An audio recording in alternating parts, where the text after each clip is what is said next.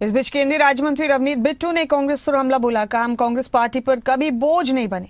जब लगा परिवार की पार्टी रह गई तब लोग निकल गए। अगर कांग्रेस रहती तो कांग्रेस में लोग रहते। अगर एक कांग्रेस होती तो सबसे पहले राहुल प्रियंका निलंबित होते। बंधुआ मजदूरों की तरह अपने सांसदों को निलंबित करवा देते।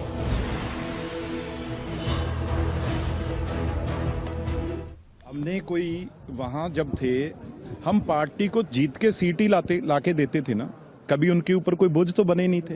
और मैं तो इलेक्टेड जीत के यूथ कांग्रेस का प्रेसिडेंट इलेक्शनों से बना था, उसके बाद मुझे एमपी की टिकट दी और उनके ऊपर कभी बोझ नहीं बने। उन्होंने कभी मुझे कोई पार्टी का ओहदा दिया हो, उन्होंने कहीं मुझे जनरल सेक्रेटरी लगाया हो पार्टी में। मैं तो एमपी तो लोग जिता के भेजते थे तो यहाँ आ जाते थे।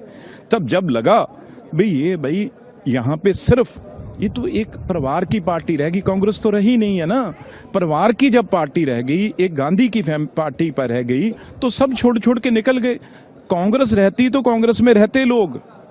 मैं आपको बताऊं, कांग्रेस नहीं रही, एक सिर्फ उधर सोनिया गांधी जी बैठे हैं, यहाँ दोनों भाई बहन बैठे हैं, तो बाकी जगह क्या वो आते हैं। अब देखो, सारों को बेचारों को बाहर करवा दिया। मैं यही फर्क है, क्यों छोड़ा? क्योंकि यही लड़ाई मैं भी अंदर लड़ता था और ये भी लड़ते थे ऑपोजिशन में 10 साल।